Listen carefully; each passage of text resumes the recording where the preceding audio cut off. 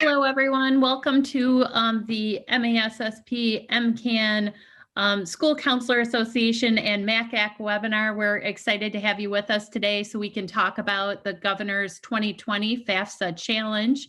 So if you would, as you're waiting for things to get going, just introduce yourself in the chat. I see Jen O'Brien ran out of the gate and put her name in. Thank you so much. Good to have you all with us. Just always nice to know what other districts are with us. And we're hoping for a great combination of building principals and counselors so that we can partner on this. First principal that I recognized in the chat is Christina Powers.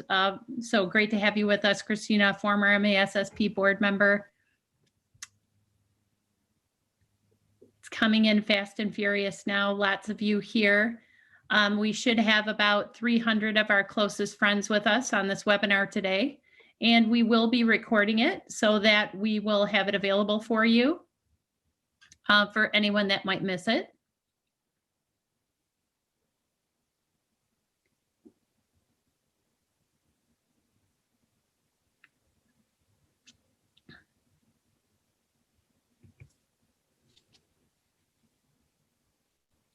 I see the numbers are jumping up. Welcome if you just joined us.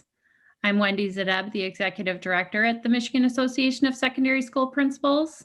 And as everybody is joining, hopefully you're just adding to the chat with an introduction. Good to see a good mix of both administrators and counselors, because I think, as we all know, trying to do the FAFSA challenge this year is a challenge. And with the 2020 situation, it's great to have administrators and counselors looking at this holistically and partnering. If your administrator is not with us today, or if a counselor or a colleague is missing and you're wishing that they could have been here, don't worry, we will be recording this so that we can share it with everyone.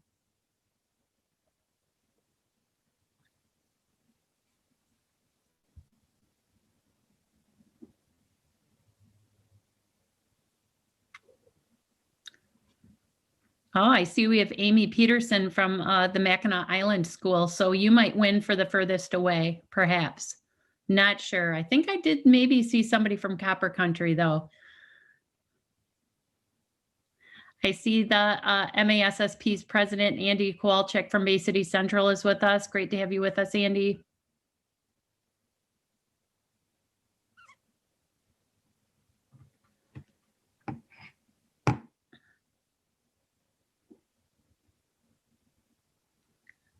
All right, go Geebic Community College. We're vying here for furthest north for sure.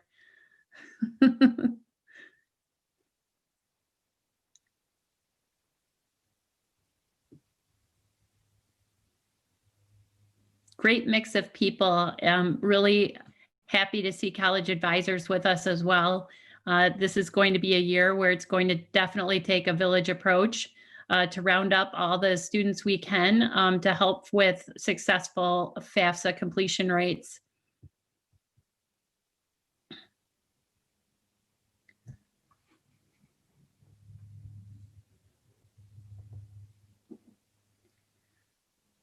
All right, I see we've got about 150 of our closest friends with us, and we're hoping to get pretty close to 300 today.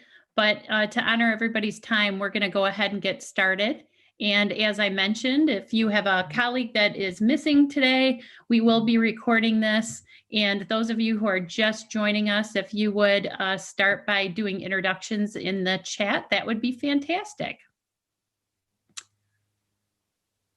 So obviously our topic today and why we're all here together is to talk about the Governor's FAFSA Challenge. And, you know, MASSP has been really fortunate over the years to work closely with MCAN. We obviously share a lot of common goals in terms of helping students to, you know, really reach for the stars and make sure that they have every opportunity for successful college completion. And when we talk about college, we're also talking about career academies and a more holistic approach, not just our 4 years, but, something I've come to learn through the process is that, whether you're going to community college or a 4-year degree, you need that FAFSA completion, and it's really important.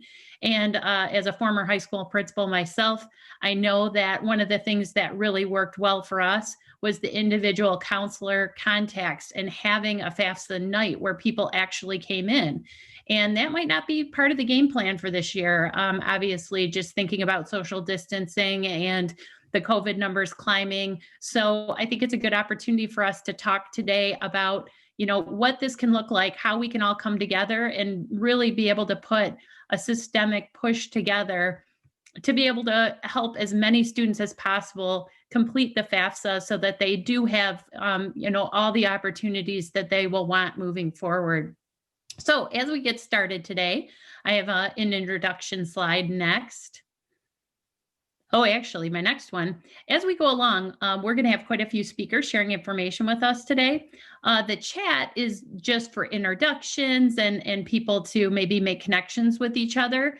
If you go to the bottom of your screen and just kind of like run your cursor around there, you will see the Q&A function. So the Q&A is actually where we would like to grab questions.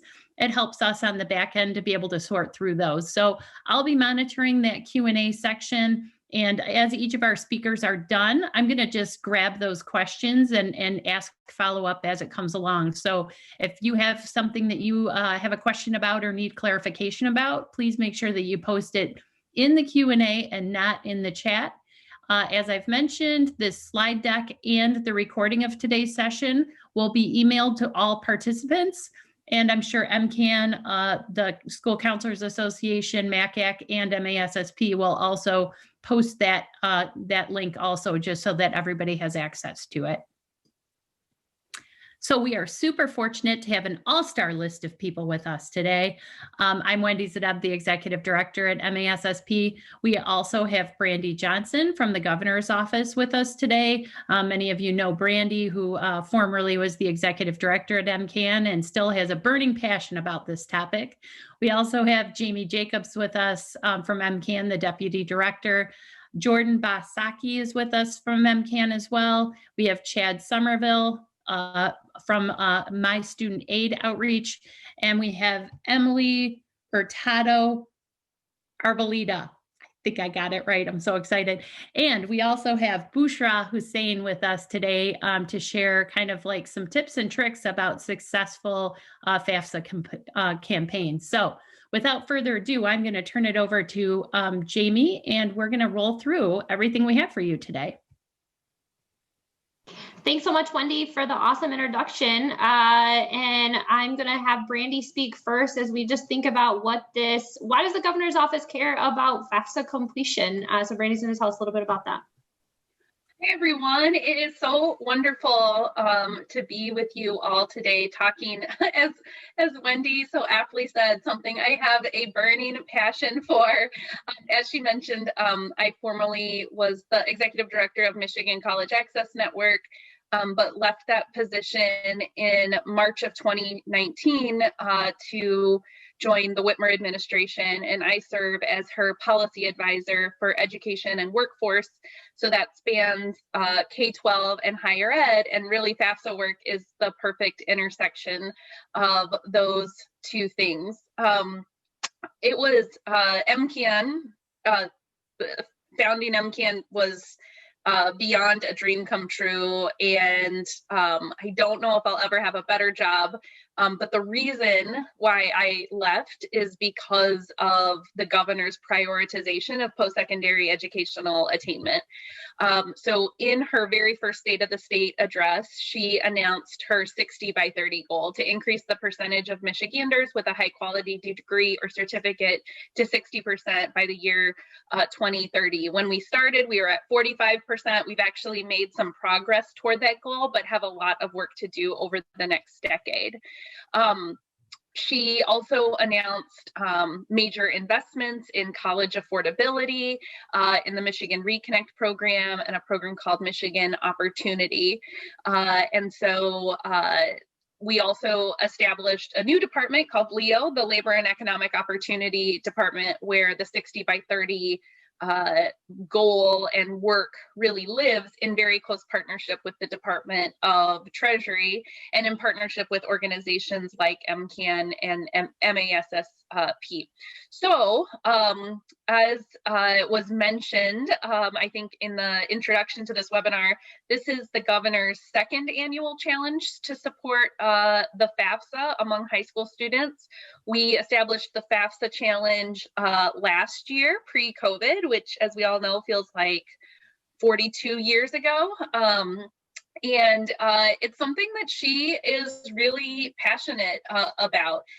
She was very excited about challenging high schools around doing the FAFSA. She recognizes the important role that federal financial aid, and particularly the Pell Grant, plays in making college more affordable for low-income students, and how addressing affordability barriers really is one of the things that we need to focus on to actually move the needle on 60 by 30.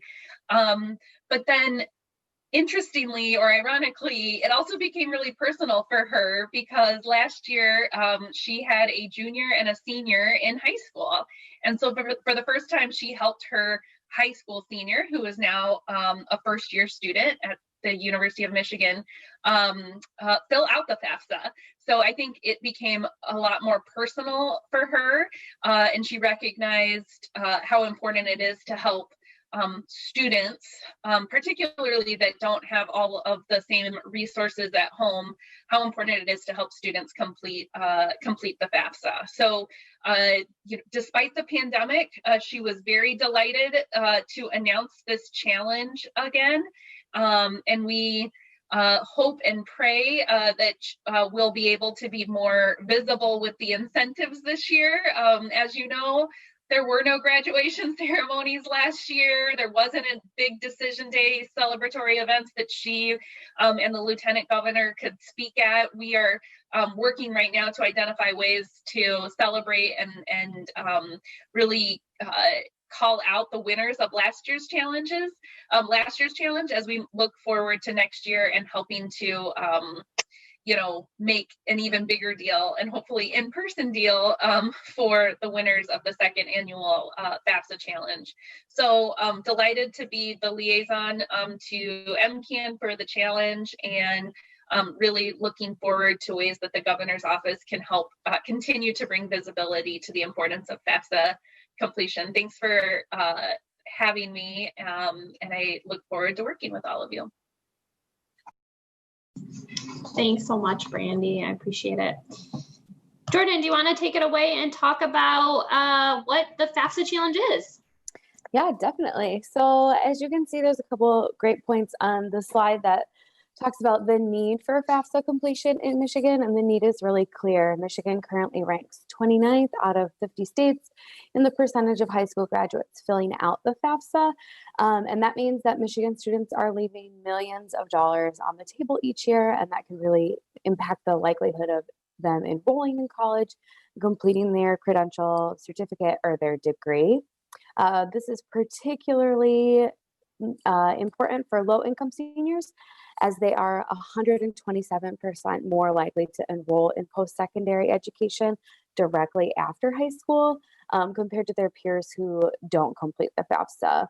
And a stat from the National College Access Network gives us that students who complete the FAFSA are 63% more likely to enroll in post-secondary education. So the data is there that tells us why FAFSA completion is important, and why we should be, focusing on that in the next couple of months, and why we're so grateful that Governor Whitmer has also given that priority in her administration. Part of the governor's FAFSA challenge includes some great incentives. So schools that participate in the governor's FAFSA challenge and reach specific benchmarks for FAFSA completion between November 1st and March 1st are eligible for a great variety of incentives. For schools who reach 60% FAFSA completion, schools will receive stress balls for the class of 2021.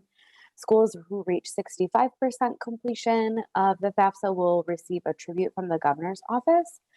If your school reaches 70% FAFSA completion, counselors will receive a gift. And lastly, for schools who reach the benchmark of 75% FAFSA completion, they will receive a FAFSA award. So some great incentives that are available for the participating schools. One of the challenges of the FAFSA challenge that Governor Whitmer has asked schools to do is to systematically track their data. And MCAN is really excited to push again our Michigan Affordability Tracker. This is a great place where you can track your school's data through individual profiles. You can see the number of FAFSAs that are submitted and completed, as well as compare your data from 2019 to 2020 to this current academic year. New this year, MCAN is including College Board Opportunity Scholarship data, and that's a really great thing. We're going to talk about that later, but we're including it this year in our affordability tracker. And we're really glad that we can partner with SSG on getting that student level data due to some delays with COVID. We're hoping that that data will be available in early December, but I think Chad and Emily are going to talk about that a little bit later. Jordan, I realized Brandy didn't touch on this on that first slide, so I'm going to go back just a couple. Can you let folks know what the 3 big things we're asking folks to do when they sign up to take part in the challenge are? Yeah, sure. So schools who sign up for the challenge commit to setting a bold FAFSA completion goal. So that's just going to be what your school is hoping to complete this year for FAFSA completion. The governor is challenging schools to hit 75% completion. And then schools are also selecting a FAFSA champion. So that is one person in your building who can really champion FAFSA completion and kind of make it their mission for the next couple of months and hopefully, into the future as well. So really selecting one person who can do that. We'll hear from Bushra, who was Frontier International Academy's FAFSA champion last year and had a lot of success. And then lastly, like I said, to systematically track your data. So use data to make decisions and use data to decide what you're going to do in terms of completing the FAFSA. So we'll let Bushra talk in just a little bit about her success. Another great resource besides the affordability tracker is we have launched the College Bound Michigan Resource Hub. So the Resource Hub is new to MCAN and new to our friends that we've launched this year. It's a Google site that provides resources for counselors, principals, and can be used to support students and their families, and there's other supporters that might be helping them in their college going journey. We have really great resources like our cash campaign implementation guide, which kind of provides you with a blueprint for planning events and hosting your own cash campaign events in person, virtual, or in your hybrid school settings. I know that our College Bound Michigan host sites have already gotten that several times, but it's also on the Resource Hub for those of you who are not a College Bound Michigan site. We always keep up-to-date information like our college COVID response guide, and we also have resources for Michigan College Month and Decision Day. So those are our other 2 College Bound Michigan initiatives that schools can participate in. So for schools who are accepting the challenge and going to try and strive for that 70% completion, we're asking that you register for the Governor's FAFSA Challenge. When you register, you will be eligible for those great incentives that we talked about. You'll also have access to dedicated resource and support from the MCAN team. If you are a College Bound Michigan host site, you are already registered, so you don't need to worry about it. We've already taken care of that for you. And if you're not, you can sign up via that Google form, and that will come in the email afterwards with the recording and the slides. So you just need to submit some simple information about your school, who your FAFSA champion is, what your FAFSA goal is, and what you're going to do to increase FAFSA completion at your school. So we're going to take a second to talk about the College Board Opportunity Scholarship. MCAN is working really closely with College Board here in Michigan. And just so College Board has had several schools with multiple scholarship recipients. last year, and hopefully we'll have some more success with our students this year. We're going to just talk about kind of a broad overview of what the College Board Opportunity Scholarship is. In 2018, College Board announced a 5-year, $25 million commitment to help students get into college. And the process can be complicated and overwhelming, and students and their families and supporters need to know what to do, when to do it, and get extra support. So the College Board Opportunity Scholarship, or we like to call it CBOS, it gives students a game plan for college planning, what actions to take, when to take them, and integrates some existing resources like official SAT practice on Khan Academy and Big Future to kind of create one big experience for students. You can get scholarships from $500 to $40,000. And the great thing about CBOS is it's not a typical scholarship program. It's for all students, regardless of students' GPA, their test scores, their citizenship status, or family income. It's really inclusive for all of the students who want to get money for college. It doesn't require an application or essay. It's all about having students go through a couple of steps, and once they've taken those steps, they're eligible for these great scholarships. It's a great system. So we'll just go the next, thanks Jamie. The next slide, this slide is the 6 steps that you need to take. So you start by building a college list, and once you built your college list, you're eligible for $500. There are 700 scholarships of $500, and it goes all the way up. So if you do a practice for the SAT, you're eligible for a $1,000 scholarship.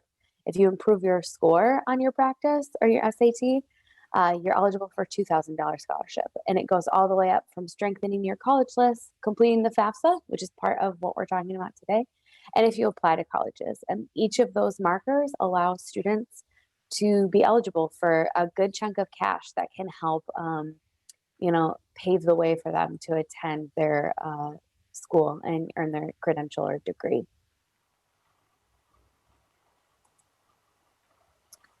We're excited for this year's cash campaign, and of course, we're very excited for the Governor's FAFSA Challenge. And if you have any questions, we're going to come back a little bit later, but for right now, if you have any questions, you can drop them in the chat, or you can shoot me an email at jordan@micollegeaccess.org. And so we'll come back and hear some success stories in a little bit, but I'm going to turn it over to Chad and Emily at Michigan Student Aid. Hey, Chad and Emily, if you don't mind, Jordan, before we let you go, why don't we just answer some of the questions that are here related to what you shared? And Sure. Jamie, I might want to jump in too. So one of our questions that we have is the FAFSA tracker live for the class of 2021? So the tracker is not yet live for 2021, but hopefully you're working with students on FAFSA completion. I like to pretend it's not because of COVID, but I promise it really is because of COVID. Given how we partner with My Student Aid, and they'll talk about this a little bit, to get the FAFSA completion data. Many of you, especially the school counselors on the line, know there's been a little bit of a few snags this year in accessing your student level data on the MySSG portal. This has to do with lots of things, one of which is students not sitting for the SAT back in spring. So there's a couple, creative, clever, really awesome things that SSG is doing in partnership with CEPI to make sure we can make this data available. They'll talk about that briefly. So as a result, we're a little behind on having that data out because we want to make sure it's accurate before we roll it out. So we anticipate that no later than early December, that will all be live for you to be able to see, and in comparison again to your data from last year. So we're hopeful it might be available before early December, but to make sure we don't overpromise, early December, you'll have that data available for you. Okay, so we have a couple of questions about what students would be counted into that. And Jim Miller is asking, what about students who completed the FAFSA prior to November 1st? Are these not eligible to be counted into the challenge? Yeah, so those students are counted in the challenge. We just don't push the challenge and FAFSA completion efforts in the cash campaign initiative until November 1, knowing that most folks are prioritizing college applications with their students in October.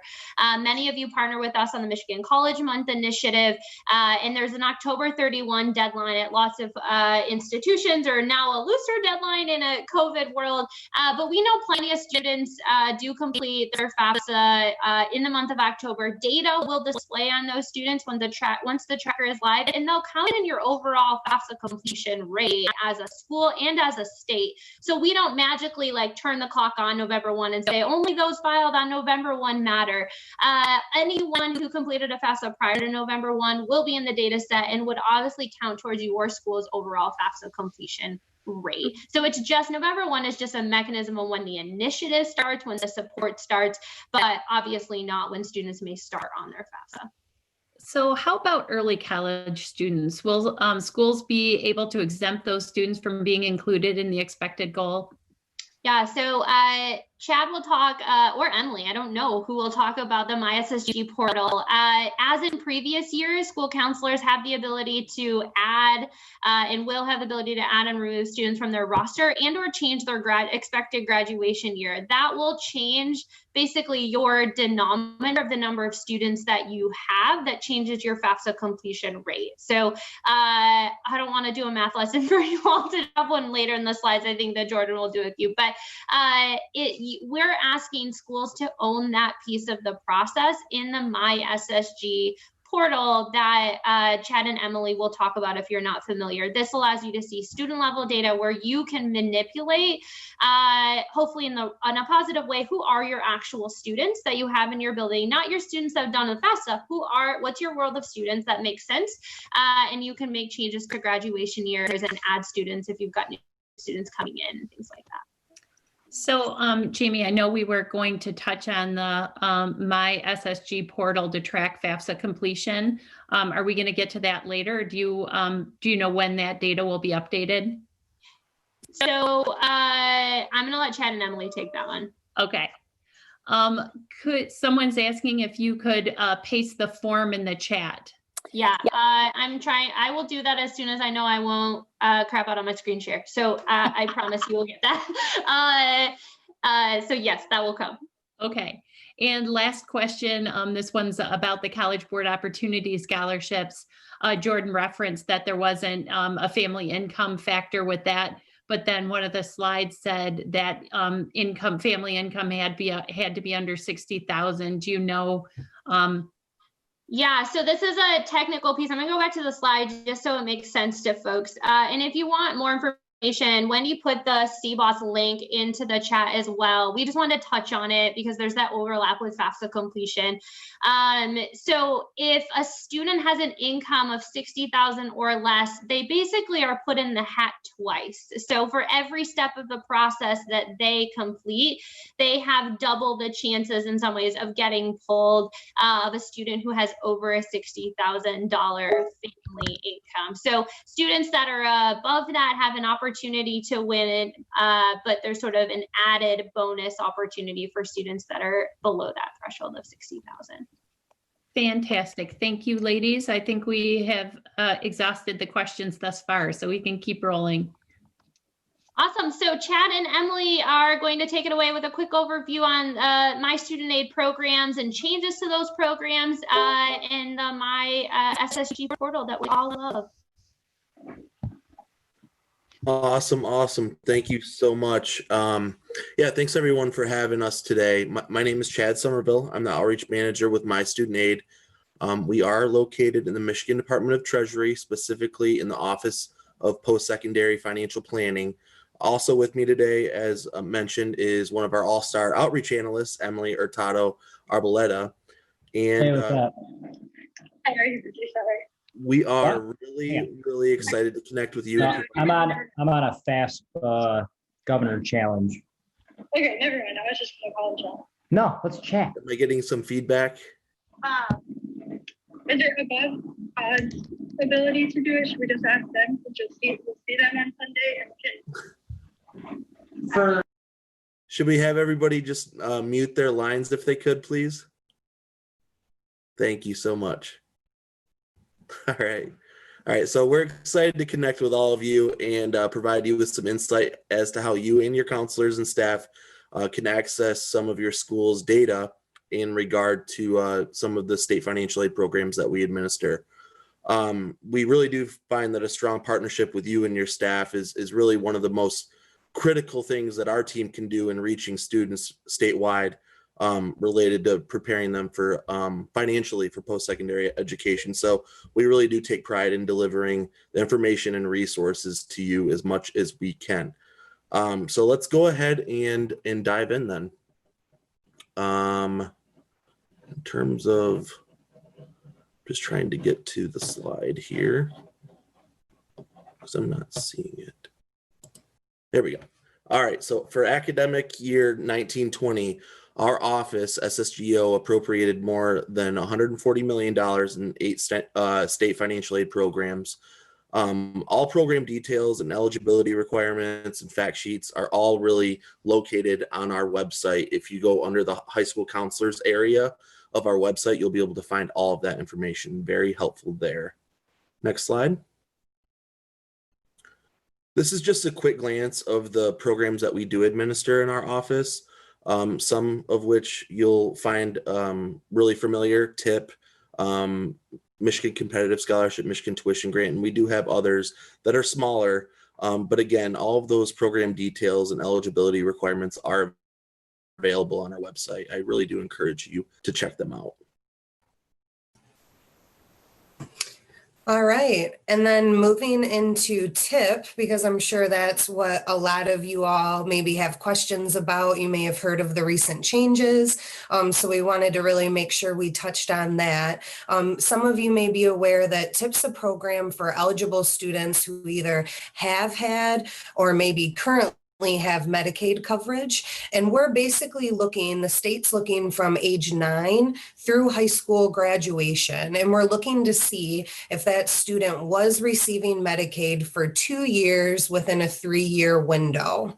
And the tuition incentive program essentially is really there to encourage students to complete high school by providing college tuition assistance after graduation. And this is towards a certificate or an associate degree. And as some of you may know, that we also have our phase 2 of TIP that helps pay $2,000 at some of those 4-year public universities as well.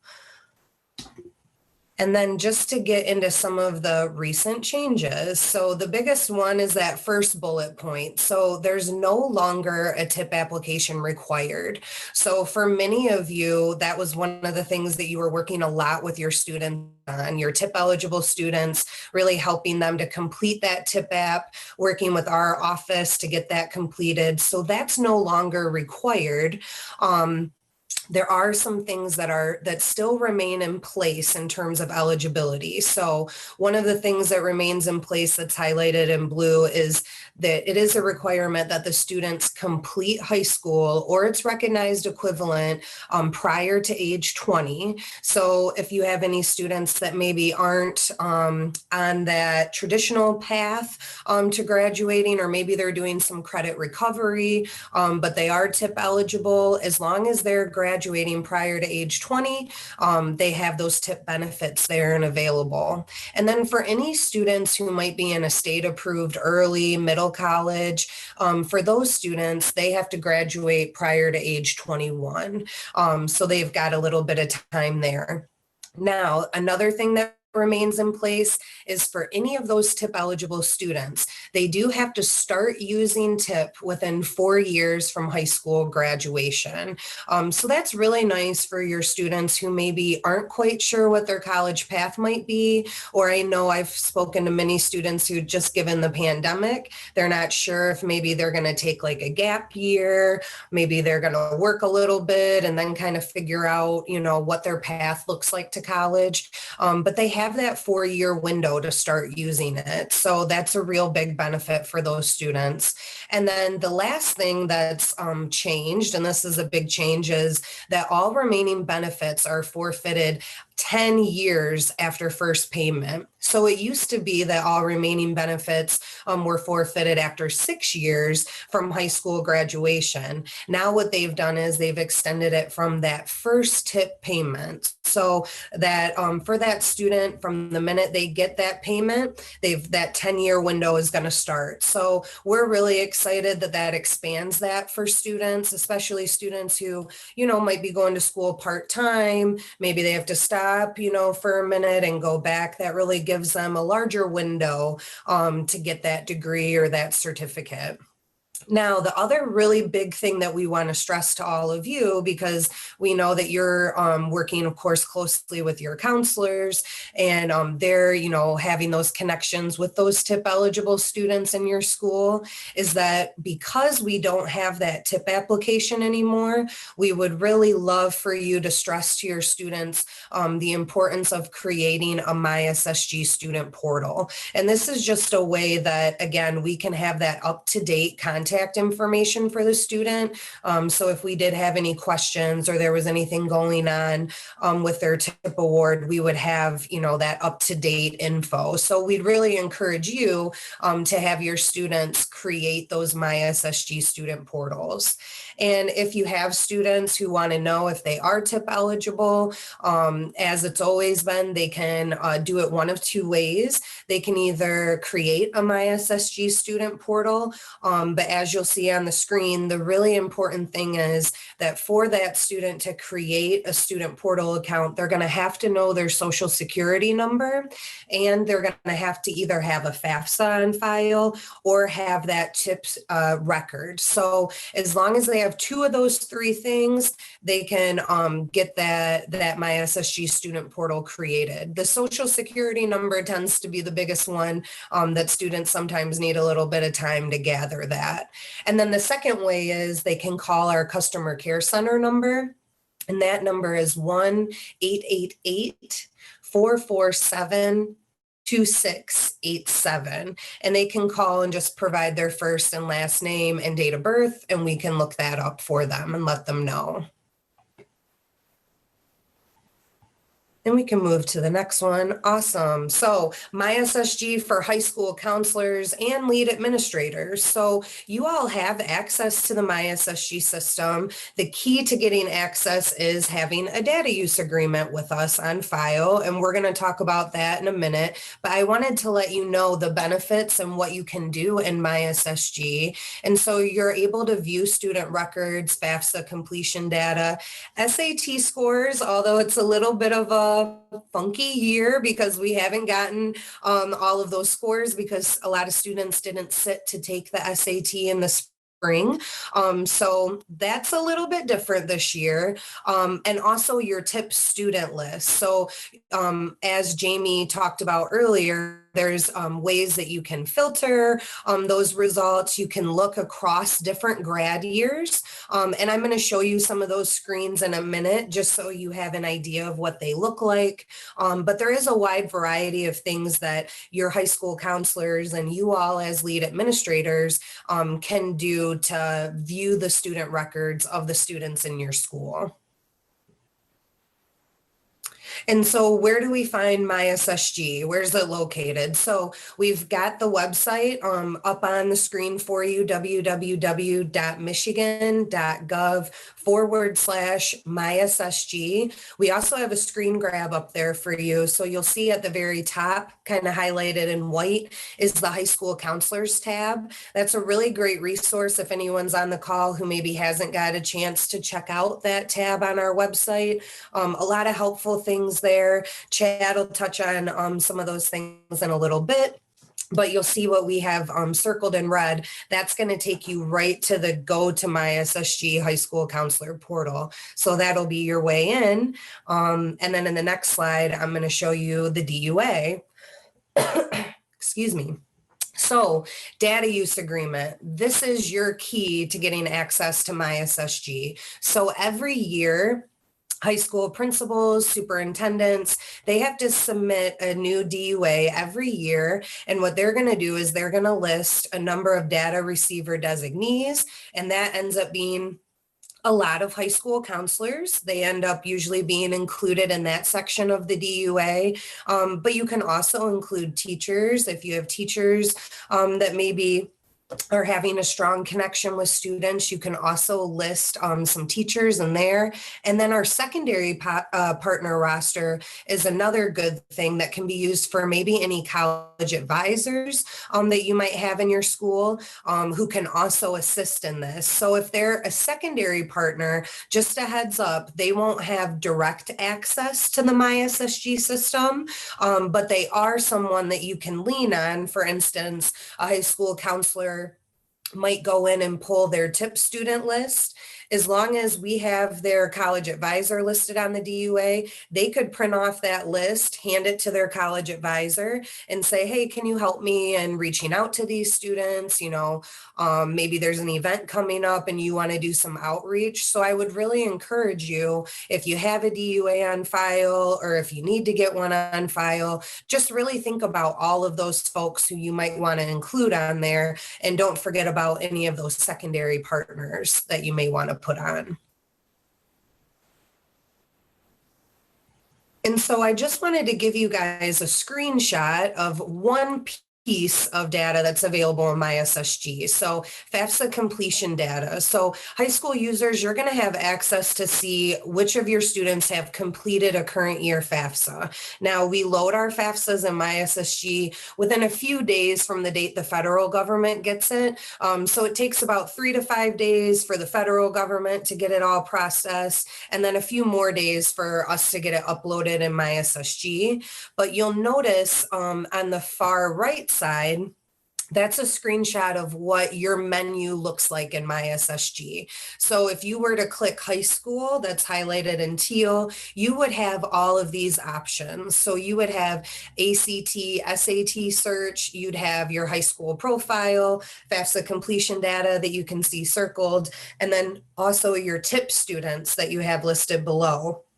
Now, Jamie kind of touched on this earlier, and some of you may be noticing, I know I've had some high school counselors reach out to us in outreach, that they're looking at their TIP list and they're noticing that there's maybe not as many students showing in that TIP list. And so a big reason for this is because we have 3 different sources of data that we're pulling in, and SAT is one of those big sources of data for us. And because so many students, again, didn't sit in the spring to take the SAT, we're working with CEPI to kind of figure out how can we pull in some of those pieces of data that are missing that we would typically pull in through the students sitting and taking the SAT. So our hope is, and I know this was asked in the questions, our hope is that through our work with CEPI that we would have more of that data pulled in and updated, hopefully by the new year. So we've been working really closely with them and having meetings with them.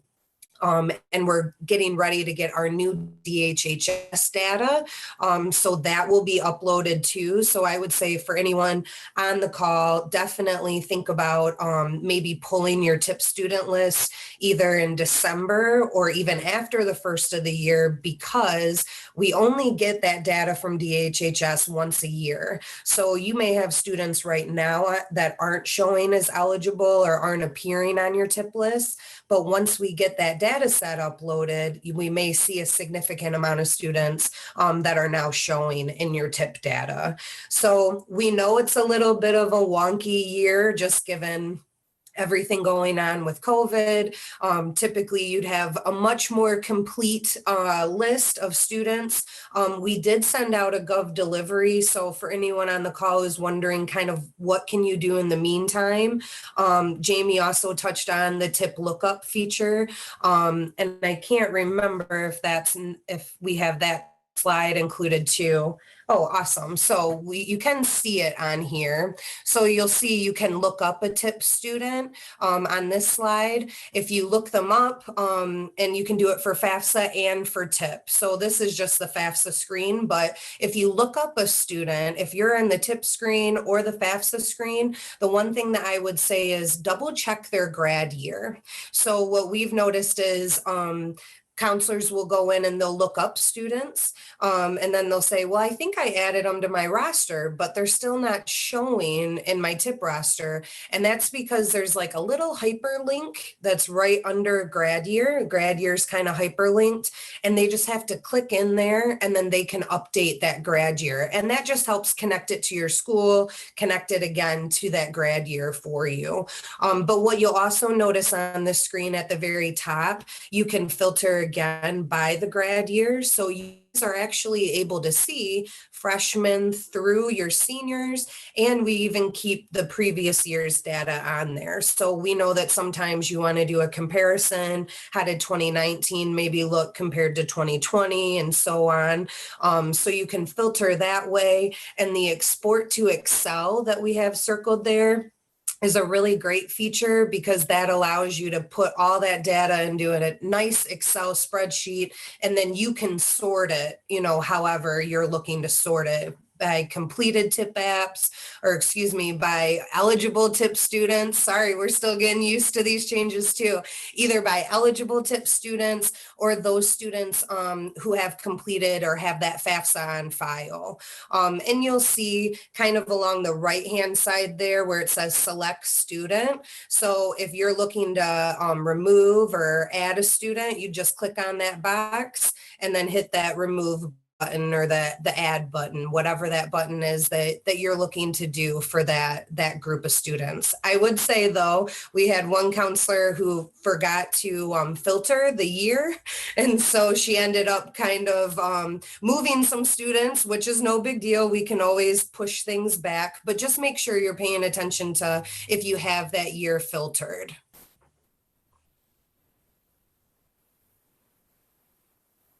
And then I'll hand it back to Chad for some outreach updates for you all about what we're offering during these virtual times. Hey, so Emily, just in the interest of time, would you mind going into the Q&A and trying to answer some of those questions, just typing it in, just to make sure that we we've got time for Bushra to share her best practices as well? For sure, I can do that right now.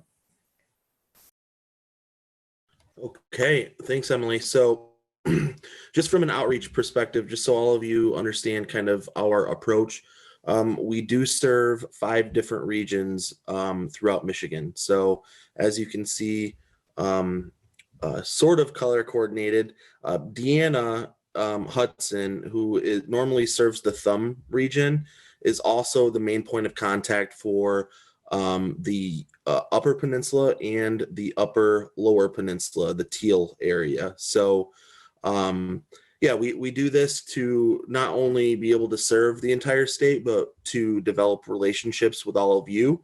And since kind of deploying this strategy, it has been very effective in making sure that we are serving the entire state equally. So it's been great. All of on our website, you can get all of the contact information for each of the outreach reps that are shown here on the slide. Next slide. And then just some ways that you can connect with our office and learn more. Our publications in a non-COVID year, we typically send those out free of charge if you order them on our website. Due to budget reasons and COVID and working remotely, we're not doing that this year. However, our publications are available on our website, so please check them out there. You can request an event from our outreach team where they will serve you and your students virtually, whether it's a financial aid 101 for your students. We call it a tip talk, where we'll meet individually with your tip eligible students. And in the past, we did it where we were completing their applications and really assisting them with that.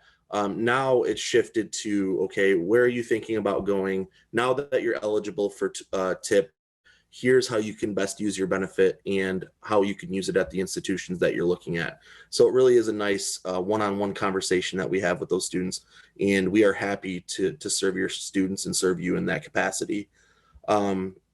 You can connect with us on social media, our Gov Delivery, which is our email blast. We encourage you to go on our website and sign up. And then we also have a video library on our website too. So those are great ways to connect. Next slide. And then also coming soon, Monday, December 7th and Tuesday, December 8th, we will be hosting via WebEx high school counselor trainings from our office. And yeah, we're excited to be able to host these. It's a little bit later than usual given COVID and the recent tip changes. Our system is currently going through some construction and updates. So we're just making sure that our system is 100% right for when we offer these trainings, and it will be in early December. So we encourage all of you to connect with us that way, sign up. We will be sending out links to each of you to the training soon. So if somehow, some way I'm able to get your contact information from Jamie or whoever, we will be able to promote those to all of you to sign up for.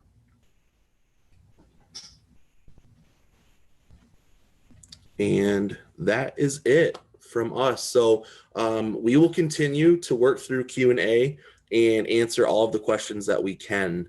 Thank you so much for having us, and enjoy the rest of the training. Awesome. So I think we'll move into some strategies and ideas that we have here, and then we'll circle back. So Chad, Jordan, myself, and Emily will work on those questions. And then if we have time, we'll circle around live to any of those questions as well.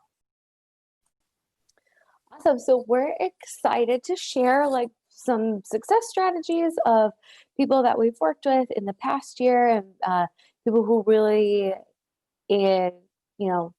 held on to the idea of the governor's FAFSA challenge and met those 3 benchmarks of, setting a bold FAFSA completion goal, naming your FAFSA champion, and then systematically tracking your data. So I am excited because we have Bushra Hussein live on the call with us today. She's been so patient throughout the whole day. And so she is the school counselor at Frontier International Academy. Frontier International Academy was one of our FAFSA geographical winners last year. And so Bushra, if you could just take a couple minutes and tell us what really worked for you guys last year, and some of your success that you had for FAFSA completion in the last year. Thank you, Jordan, for inviting me today. So last year we held weekly workshops for FAFSA. Before we started that, we explained to the parents the importance of filing the FAFSA. And I also reached out to Wayne State's financial aid office. They were very cooperative, and they came to our school every week, and they helped us with the students to do the FAFSA workshops. And I also had college students reach out to me asking what ways can they assist our students. I asked them if they are available to help with the FAFSA workshops. They were willing to do that. So yeah, that was the main reason for our success. And the best tip I can give is ask for help and take what you can get. Awesome. Thank you. The other thing that we at MCAN noticed about Frontier is that Bushra is really into the data piece. And so we were always connecting with her last year about data.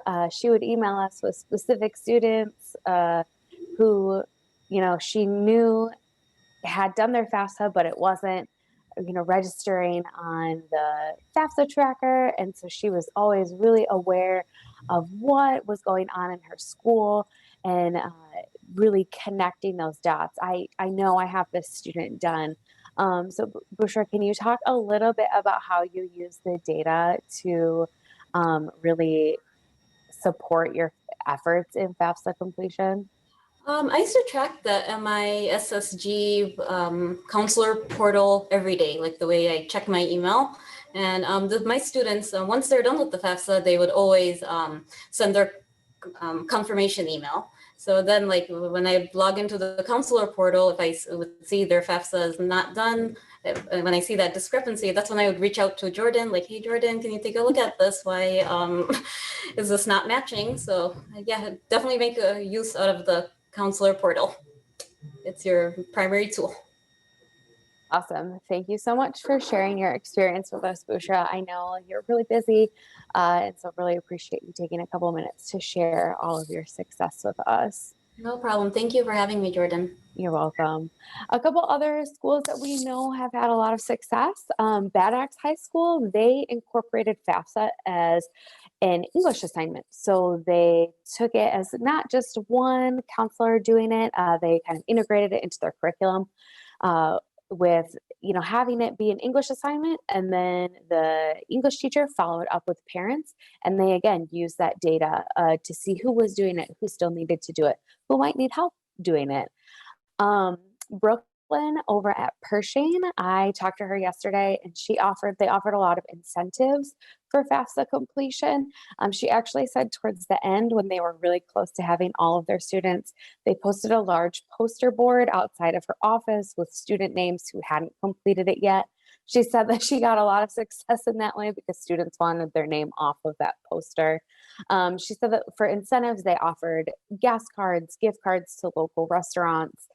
She said that they originally had planned to offer prom tickets, although they weren't able to hold prom this past year. So, using student incentives like that to get students to, complete their FAFSA. And then Sean at Ben Carson said to me today that he held individual meetings with students and parents and really made himself accessible to parents who might be working or have different shifts. He said he's actually had a lot of success now that they've moved into a virtual space because he can connect with students who might be home at the same time as their parents, and might be able to pop on a Zoom meeting at lunch. Sean also said that the ability for him to jump on a Zoom meeting and share screens with students and their parents has been really successful for him because you're able to say, click that button and you need to fill this in. And it really, you can go line by line. So those are a couple strategies that we have found through some of our partner schools that these schools have had success and have been geographic winners for the Governor's FAFSA Challenge. Pershing and Ben Carson have both seen over 20% increase in their FAFSA completion. And these are great numbers. This is the kind of improvement we want to see. Take some innovative thinking, but these schools have really made it work. And so we encourage you to think about some ways that you can integrate some of these strategies into your school and make it work. I want to emphasize that one of the key strategies that a lot of schools do is hosting FAFSA completion events. And we've heard from a lot of schools that have a lot of anxiety because they can't hold those FAFSA completion events this year for a myriad of reasons. Too many people in one space, or we're virtual. But what I have sort of good and bad news. The good news is those haven't been really effective. And so in some communities, those are really effective, but in a lot of communities, a small number of students and parents find those events to be particularly helpful. And the more effective strategies have been embedding this into curriculum and other courses that a student's already taking, where there's teachers that have relationships with parents, already connecting with those parents, or meeting with students and parents individually, which, as Sean pointed out, Ben Carson, has actually been easier in this virtual space because students and parents tend to be home more often and they can do this screen share. So I think lots of things are bad news during COVID. But this has some strengths and some real opportunities if we're willing to think creatively and sort of work in this virtual space to look at that data and say, let's connect with students and parents on a virtual Zoom or, a Google Hangout to actually do some screen share and help and assist them. So I just wanted to point that out. I think it's a real opportunity here for folks to think about. Hey, Jamie, could I just add into that too? Really just to echo both you and Jordan on this. The reason why MASSP wanted to partner with MCAN and the school counselor associations is because, we really do recognize that this year, even more than usual, administrators need to be partnering closely with counselors to make this happen. As you already mentioned, the traditional ways of doing things, are probably not going to be an option this year. So I think it's important that administrators keep the FAFSA kind of in their purview. And so what I'm hearing from administrators is they're getting record turnout at things like PTA meetings and booster club meetings because they're doing it virtually. virtually. And in the past, maybe it was childcare was an issue, or, not having time to run home after work and then get back up to the school for things.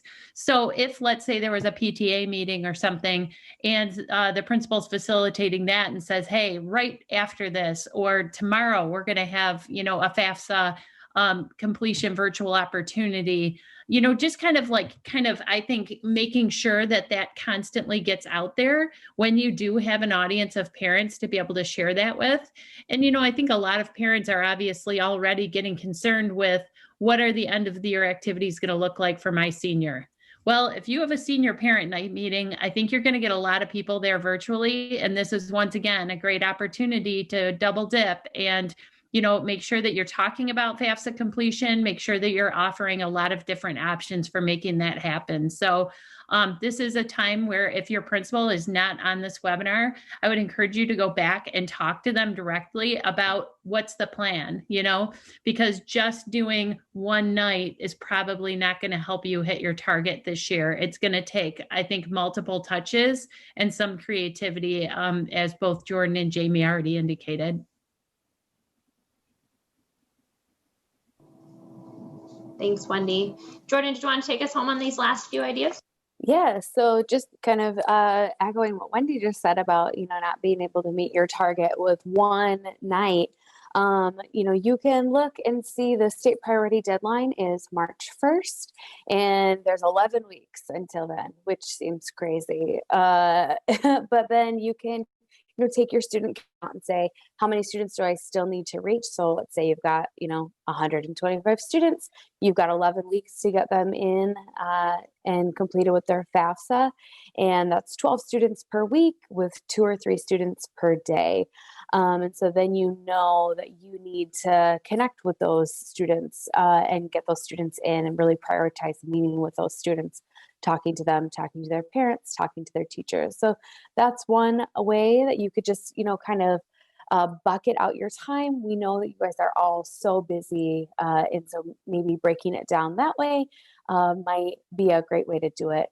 And then again, build your team, talking to the people in your school, counselors that you're partnering with, if you have a college and career support, other teachers to make them or encourage them to prioritize it in the classroom, talking to your My Student Aid and regional outreach reps and, potentially working with them, getting a financial aid advisor to come in. Like Boucher said, they partnered with Wayne State and had somebody come in frequently to their building. And then talking to local organizations, seeing if somebody is available to help support something, or if you're going to incentivize FAFSA completion, see if a local restaurant would give a gift card or is, willing to support an incentive or reward for FAFSA completion. And that also helps build a great community of college support, so students understand and can see that the whole community is behind them as they, work towards going to college. Those are just a couple additional strategies that you can, take and run with and incorporate in your building. If you have a strategy that works or has worked for you in the past, shoot us an email. We'd love to know and hear what you're doing. It's always great for us to hear what you're doing and what you can be doing to increase FAFSA completion at your school. So like we had said earlier, if you have any other questions, just email me at jordan@micollegeaccess.org. Thanks, everyone. We really appreciate everyone taking the time to join us for this important topic today. Really appreciate you being with us, Brandy, and continuing being steadfast in making sure that this is a legislative priority and that it's something that all of us recognize is really important to our state and to all of our students. So thanks, everyone. As mentioned, we will send you a link to the recording of this webinar. We will capture the questions and answers in the chat, and we'll include those as well, and a link to the slides. So, and we'll check with our colleagues from MCAN to see if there's any additional links to documents or things that they might want us to include in that follow-up email, and you can watch for that in the next day or two.